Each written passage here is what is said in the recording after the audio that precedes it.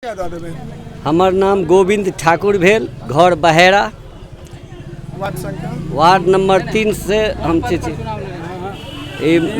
मुख्य पार्षद पद से हम चुनाव लड़ रहा छी, या अध्यक्ष जे बुझियो बेनीपुर नगर परिषद से।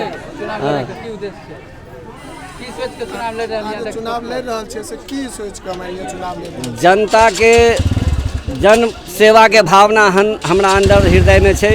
आ पूरे वार्ड के हर समस्या के निदान हम करबे, लेकिन हर वार्ड के हर तरह सर्वांगीण विकास हेतु हमरा द्वारा जे बन पड़ते हम जी जान लगा देवे। आ काम के विकास के धरातल पर बहुत जल्दी उतारबे जनता के सामने। जनता अहाँके जन आदेश दै छै त अहाँके सबसे पहिल काज की रहत? सबसे पहिल काज है जे 29 वार्ड में जल जमाव के समस्या गली गली है, बहुत विकराल रूप, ओकरा हम सदा के लिए अस्थायी निदान करबे, समाप्त करबे जल जमाव के समस्या के। चलो बहुत बहुत धन्यवाद।